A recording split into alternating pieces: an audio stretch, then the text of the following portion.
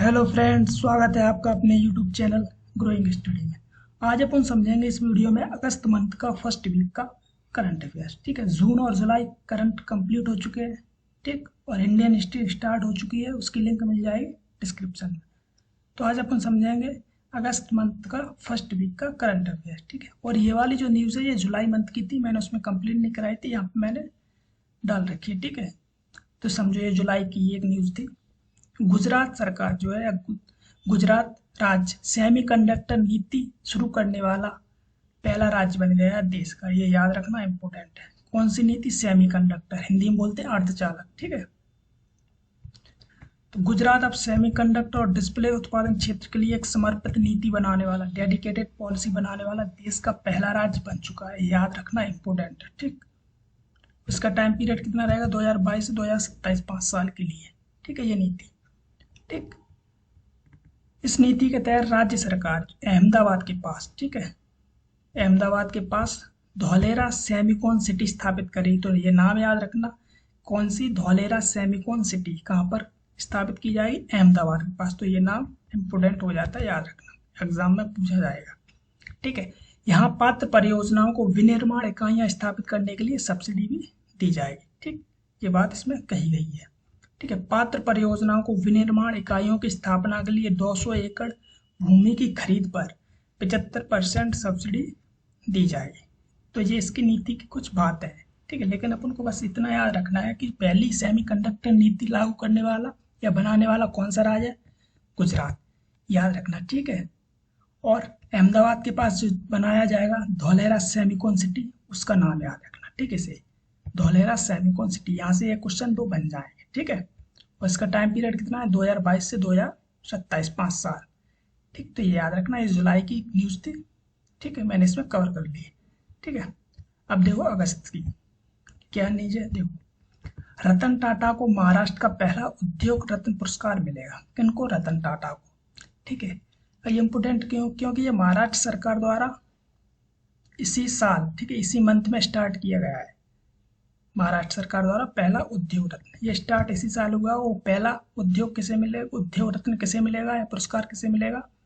उद्योग रत्न पुरस्कार वो मिलेगा रतन टाटा जी को। ठीक है, इसी नाम याद रखना। ठीक है, पहला अवार्ड है। ठीक, किसे मिल रहा है? रतन टाटा जी को, याद रखना। ठीक है, महाराष्ट्र सरकार ने इस साल से प्रतिष्ठित उद्योग रत्न पुरस्कार शुरू करने का फैसला किया है। ठीक है, और रतन टाटा जी को 2008 में पद्म विभूषण मिल चुका है, 2000 में पद्म भूषण मिल चुका है। ठीक है, ये उनके अवार्ड है जो रतन टाटा जी को मिले हैं। तो याद रखना, यहाँ से क्वेश्चन बन सकता है फैक्चुअली। ठीक है, 2023 में रतन टाटा जी को ऑर्डर ऑफ ऑस्ट्रेलिया के अधिकारी का भी सम्मान मिला है। ये भी याद रखना, क्योंकि करंट में है तो ये क्वेश्चन पूछा जा सकता है। भले ये ना पूछें कि उद्योग रत्न किन्हें मिलेगा, लेकिन ये पूछा जा सकता है कि ऑर्डर ऑफ ऑस्ट्रेलिया किस उद्योगपति को मिला है 2023। तो याद रखना रतन टाटा जी को। ठीक, ये दोनों फैक्ट याद रखना। ठीक है, एक ये, और महाराष्ट्र का पहला उद्योग रत्न किसे मिलेगा? रतन टाटा जी को। ठीक है, याद रखना। आगे देखो, अगली न्यूज में क्या है? लोकसभा अध्यक्ष ओम बिरला, ठीक है, जो स्पीकर है लोकसभा के, ओम बिरला ने असम विधानसभा के नए भवन का उद्घाटन किया। ठीक है, तो क्वेश्चन ऐसा बन जाए कि हाल ही में या फिर अगस्त में 2023 में किस नॉर्थ ईस्ट राज्य की विधानसभा का गठन हुआ है या उद्घाटन हुआ है, नए भवन का उद्घाटन हुआ है? तो वो है असम विधानसभा। ये याद रखना। ठीक है, यह एक सदनीय सदन है। ठीक, यहाँ विधानसभा, इसमें विधानसभा के 126 सदस्य शामिल। अब करंट में शायद क्वेश्चन ही पूछा जाए कि असम विधानसभा में कितने सदस्य हैं, तो 126 सदस्य शामिल है। ठीक है, उसकी राजधानी दिसपुर है, तो ये वहाँ पे स्थित है। ठीक, याद रखना। अब एक सदनीय कैसे है? ठीक है, एक सदनीय है, याद रखना, लेकिन इसका नंबर याद रखना कि 126, ये इंपॉर्टेंट है। ठीक, करंट में तो पूछ लिया जाएगा। ठीक है, और असम विधानसभा। ठीक, अगली न्यूज देखते हैं क्या है। दक्षिण एशिया में, ठीक है, साउथ एशिया में पहला सेंटर फॉर स्पीसीज सर्वाइवल, ठीक है, भारत में स्थापित किया जाएगा, इंडिया में स्थापित किया जाएगा, इसलिए इंपोर्टेंट हो जाता है। कौन सा centre? Centre for species survival. ठीक है, याद रखना, दक्षिण एशिया में पहला है इसलिए। ठीक है, साउथ एशिया। ठीक, IUCN प्रजाति अस्तित्व आयोग, भारतीय वन्यजीव ट्रस्ट, दोनों के सहयोग से दक्षिण एशिया में पहला सेंटर फॉर स्पीसीज सर्वाइवल स्थापित किया जाएगा, याद रखना, ठीक है। यह दुनिया में सेंटर फॉर स्पीसीज सर्वाइवल का 10वां और दक्षिण एशिया में अपनी तरह का पहला केंद्र होगा, ठीक है। ये पूरे विश्व में 10वां है और लेकिन दक्षिण एशिया में पहला है, ठीक। वो भी भारत में ओपन किया जाएगा, ठीक है, याद रखना, स्थापित किया जाएगा। इसके सहयोगात्मक प्रयास का उद्देश्य क्या है? वन्यजीव विशेषज्ञों और विशेष समूह द्वारा संरक्षण प्रयासों को बढ़ाना और भारत की समृद्ध जैव विविधता की रक्षा करना, ये इसके उद्देश्य हैं, ठीक है। और भारत की समृद्ध जैव विविधता अपने यहाँ पर तो है ही, जैसे नीलगिरी वाला पूरा एरिया है, ठीक है, हॉटस्पॉट एरिया बोलते हैं जिसे, वेस्टर्न घाट बोलते हैं, ठीक है, केरल वाला, तमिलनाडु वाला, ठीक, वेस्टर्न घाट में केरल आ जाएगा और ठीक है, और पूर्वी घाट में जैसे तमिलनाडु वगैरह है, वो सब चीज़ें, ठीक, वहाँ पर डाइवर्सिटी बहुत अधिक मिलती है, ठीक है। और ये सुंदरबन वाला जो एरिया है, ठीक, बंगाल का, ठीक, वहाँ पर भी तो उसकी रक्षा करना ये इसका उद्देश्य है, ठीक। और संरक्षण करना, उनको बढ़ावा देना, ठीक है। जो लुप्त प्रजातियां IUCN रेड लिस्ट जारी करता है, जिसमें क्या होता है, लुप्त जो प्रजातियां हैं या जिन कगार पे खत्म होने की कगार पर है, ठीक है, उन जीव जंतुओं की रक्षा करना, पेड़ पौधों की रक्षा करना और उनको बढ़ाना, ठीक है, ये सब काम उसके उद्देश्य हैं। यह केंद्र प्रजातियों को बचाने के राष्ट्रीय और अंतर्राष्ट्रीय प्रयासों के बीच एक सेतु का काम करेगा। ये जो बन रहा है, ठीक है, ये क्या होगा, ये प्रजातियों को बचाने के लिए राष्ट्रीय और अंतर्राष्ट्रीय दोनों के बीच एक ब्रिज का काम करेगा, ठीक, सेंटर फॉर स्पीसीज सर्वाइवल, ठीक है। आगे देखो क्या है, यह संकटग्रस्त प्रजातियों की IUCN रेड सूची, जो रेड लिस्ट होती है इनकी, ठीक है, का उपयोग करके प्रजातियों की स्थिति का आकलन करने में भी मदद करेगा, ठीक है। जो IUCN रेड लिस्ट जारी करता है तो रेड लिस्ट को जारी करने में यह उसकी सहायता भी करेगा, ठीक है। कहाँ पर कितने लुप्त होने की कगार पर, कहाँ पर कितना अच्छा काम हुआ है, बढ़ावा मिल रहा है, ठीक है, जंतुओं को बचाया जा रहा है, पेड़ पौधों को बचाया जा रहा है, कहाँ पर कम है, कहाँ पर ज़्यादा है, ये सब करने में इसकी मदद करेगा ये, ठीक है। और देश भर में प्रजातियों की रिकवरी गतिविधियों को प्रभाव को बढ़ाएगा, ठीक है। जो प्रजातियां उपलब्ध हो रही हैं उनको बढ़ाने की कोशिश करेगा ये, ठीक है, इसलिए इसको बनाया गया है, याद रखना। भारत में अनेक लुप्त प्राय प्रजातियां हैं, ठीक है। भारत में क्या, पूरे विश्व में भी कई प्रजातियां जो लुप्त हो चुकी हैं और लुप्त की कगार पर, ठीक है। भारत में जीवों की 92,037 प्रजातियां हैं, जिनमें से अकेले जो कीटों की संख्या कितनी है, 61,375, ठीक है। छोटे छोटे कीड़े होते हैं, ठीक, उनकी प्रजातियां 61,000, टोटल कितनी है जीवों की, 92,037 भारत में, सिर्फ भारत की बात कर रहे हैं, 92,037 प्रजातियां हैं, जिनमें से जो छोटे कीड़े मकोड़े होते हैं, ठीक, उनकी है 61,375 प्रजातियां, ठीक है। यह डेटा याद रखने की कोई जरूरत नहीं है, अपन को बस याद रखना कहाँ पर खुल रहा है, उसका नाम क्या है, ठीक है। अब IUCN की बात हुई है तो इसको थोड़ा सा समझ लेते क्या है। यह दुनिया की प्राकृतिक स्थिति को संरक्षित रखने के लिए, ठीक, उसको बचाए रखने के लिए एक वैश्विक प्राधिकरण है, जिसकी स्थापना 1948 में की गई थी, याद रखना, पूछा जा सकता है फैक्चुअली। IUCN की स्थापना कब की गई थी, 1948 में, ठीक है। इसका मुख्यालय याद रखना स्विट्जरलैंड, ठीक है। IUCN द्वारा जारी की जाने वाली रेड लिस्ट दुनिया की सबसे व्यापक सूची है, ठीक, जिसमें पौधों और जानवरों की प्रजातियों की वैश्विक संरक्षण की स्थिति को दर्शाया जाता है। तो रेड लिस्ट जो जारी की जाती है वो IUCN द्वारा ही जारी की जाती है, ठीक है। अगली न्यूज देखते हैं। बुनियादी साक्षरता को बढ़ावा देने के लिए, ठीक है, सरकार द्वारा उल्लास मोबाइल एप्लीकेशन लॉन्च किया गया है, ठीक है। तो नाम याद रखना, उल्लास मोबाइल एप्लीकेशन। इसका फुल फॉर्म क्या है, understanding life long learning for all in society, ठीक है। ये इसका नाम याद रखना, फुल फॉर्म पूछा जाएगा एग्जाम में उल्लास का, ठीक। किससे रिलेटेड है, तो बुनियादी साक्षरता को, ठीक है, यानी कि शिक्षा से रिलेटेड है, याद रखना, ठीक है। NEP, ठीक है, नेशनल एजुकेशन पॉलिसी 2020 जो नई आई थी, ठीक, उसकी तीसरी वर्षगांठ थी 2023 में। उसके सम्मान में मोदी ने नई दिल्ली में इसका उद्घाटन किया और लॉन्च किया मोबाइल ऐप उल्लास, ठीक है।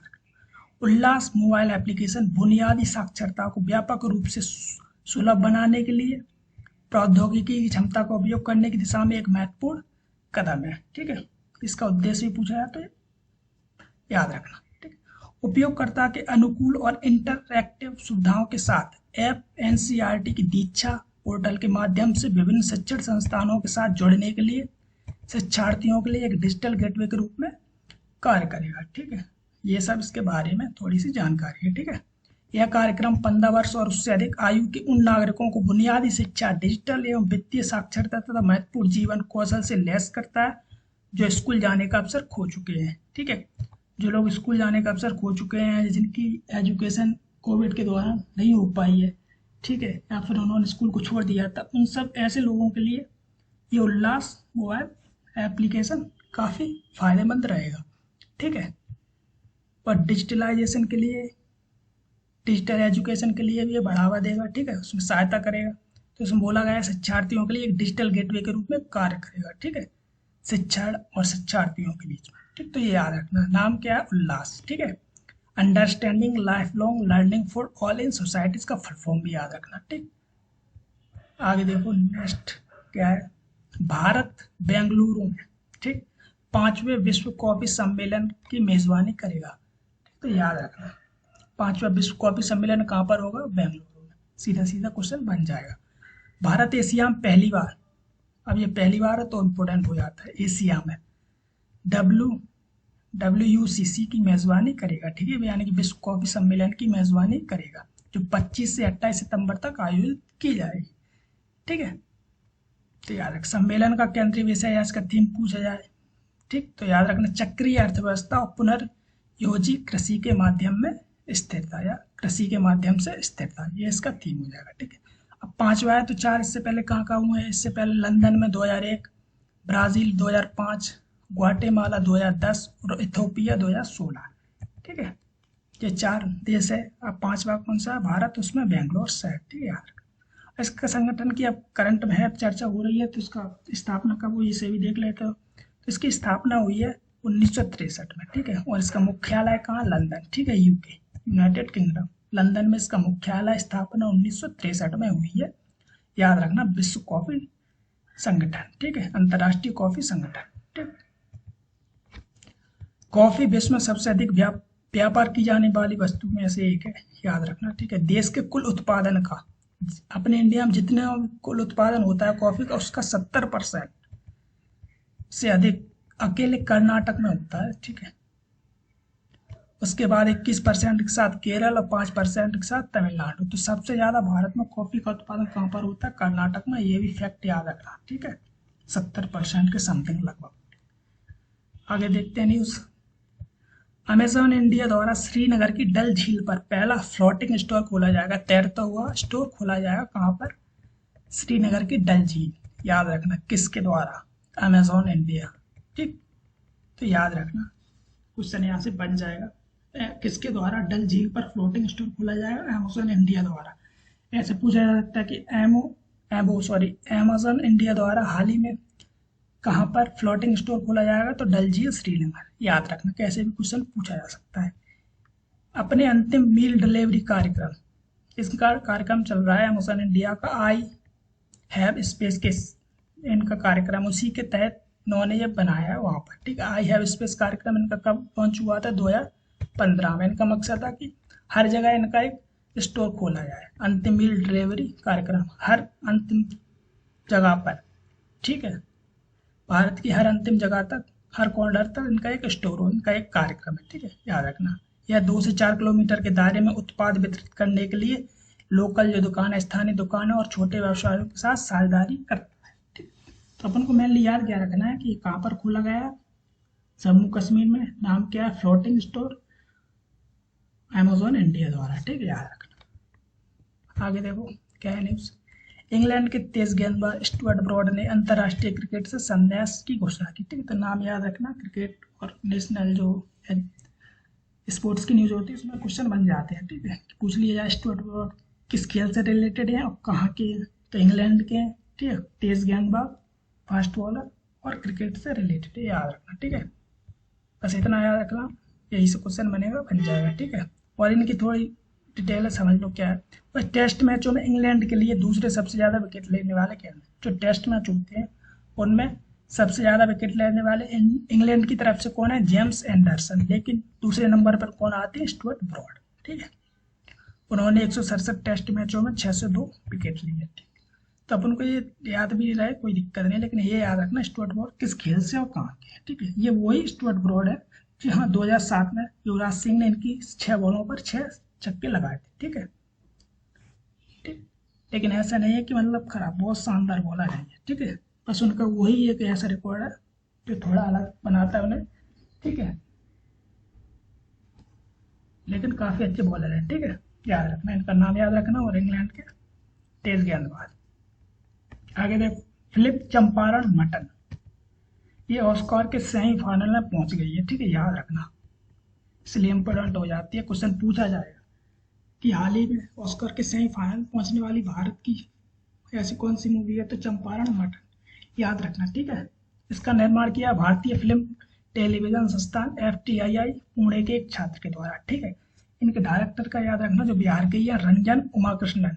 ठीक है, ये इसके डायरेक्टर है। इसकी जो भाषा है बोली है, सो पूछा जा सकता है। ठीक है, तो वज्जिका बोली। ठीक, तो याद रखना ये किसके ऊपर है, क्या है इसका उद्देश्य, मतलब किसके आधार पर बनाई गई, तो कहानी का एक ग्रामीण परिवार के बारे में है जो कोविड-19 की महामारी का आर्थिक रूप से तबाह हुआ है। तो इसके ऊपर, उसके इर्द गिर्द ये पूरी कहानी है, याद रखना। ठीक है, चंपारण मठ, आशा करते हैं कि ऑस्कर जीत कर भी आए। ठीक है, क्योंकि सेमीफाइनल में पहुंच गई है, बस 2 कदम बस दूर है। ठीक है, तो याद रखना चंपारण मटन। आगे देखो, आगे क्या है, ऑयल इंडिया लिमिटेड को नवरत्न से महारत्न का दर्जा मिला। याद रखना, अब महारत्न कंपनियां कितनी हो गई भारत में, अभी 12 थी, अब हो गई टोटल 13। याद रखना, ठीक, ऑयल इंडिया लिमिटेड। तो अब बनी कब थी ऑयल इंडिया प्राइवेट लिमिटेड, ये 1959 में बनी थी। याद रखना, अब करंट में तो क्वेश्चन बन सकता है। यह पेट्रोलियम और प्राकृतिक गैस मंत्रालय के अधीन काम करती है। ठीक है, अब इसे नए दर्जा मिल गया है। तो जब महारत्न, नवरत्न से देखो, मिनी रत्न होता है, फिर नवरत्न होता है, फिर महारत्न होता है। तो नवरत्न से इसे महारत्न का दर्जा प्राप्त हो गया है। तो अब नए दर्जे से क्या हुआ, कंपनी को बड़े निवेश पर खुद फैसला लेने की इजाजत होगी। अब स्वतंत्रता और बढ़ जाएगी इसकी। ठीक है, इंडिपेंडेंस इसकी और बढ़ जाएगी। अब जो खुद फैसले करने की इजाजत होगी, जो महारत्न कंपनियां होती है उन्हें खुद फैसले लेने की इजाजत हो जाती है, जो मिनी रत्न और नवरत्न में इतना नहीं रहता है। ठीक है, अब महारत्न प्राप्त करने के लिए क्या क्या चाहिए, ठीक है, नवरत्न का दर्जा प्राप्त होना चाहिए। ठीक है, और पिछले 3 वर्षों के दौरान औसत वार्षिक शुद्ध लाभ, ठीक है, नेट प्रॉफिट 2500 करोड़ रुपए से अधिक का होना चाहिए। और भी इसके वो है पॉइंट की पर दर्जा प्राप्त करने के लिए महारत्न का, लेकिन मैंने 1-2 ही लिखे हैं। ठीक है, थोड़ा बस याद रखने के लिए। ठीक, याद रखना, लेकिन कंपनी कौन सी है, ऑयल इंडिया लिमिटेड कंपनी, याद रखना, ये 13वीं महारत्न कंपनी है। ये क्वेश्चन जरूर बनेगा। ठीक है, पिछली बार तो MPPSC में महारत्न से आया नहीं था, तो हर साल 1-2 साल बाद महारत्न से कब क्वेश्चन MPPSC तो पूछता ही है। ठीक है, याद रखना, तो ये करंट में यहाँ से क्वेश्चन बन जाएगा। ठीक, और ये है 12, 13वीं तो ये बनी है। ठीक, ऑयल इंडिया लिमिटेड, और ये है 12। ठीक है, भारत हैवी इलेक्ट्रिक लिमिटेड भेल बोलते हैं जिसे, भारत पेट्रोलियम कॉर्पोरेशन लिमिटेड, कोल इंडिया लिमिटेड, ठीक है, गैल, Hindustan petroleum corporation, Indian oil corporation, NTPC, ठीक है, oil and natural gas corporation. ठीक है, ये ऑयल एंड नेचुरल गैस। ठीक है, याद रखना, ये वाली ऑयल नहीं है, ये अलग है, ये सेपरेट है, ऑयल इंडिया लिमिटेड। ठीक, ये तेल और प्राकृतिक गैसों की जो कॉर्पोरेशन लिमिटेड है वो है। ठीक, power finance corporation, power grid corporation, ठीक, rural electrification corporation limited, steel authority of India. ये क्या है, 12 है, ये याद रखना। ठीक, करंट में जो रिलेट आई है 13वीं महारत्न कंपनी, वो याद रखना, ऑयल इंडिया लिमिटेड, यहाँ से क्वेश्चन बन जाएगा। ठीक है, तो ये क्या अपन कंप्लीट कर चुके हैं अगस्त मंथ का फर्स्ट वीक का करंट अफेयर्स। ठीक है, अगले वीडियो को अगस्त का सेकेंड वीक कंप्लीट करेंगे। ठीक, और इंडियन हिस्ट्री चल रही है, उसकी भी लिंक मिल जाएगी डिस्क्रिप्शन में, उसे भी देख लेना। तो मिलते हैं अगले वीडियो में। जय हिंद।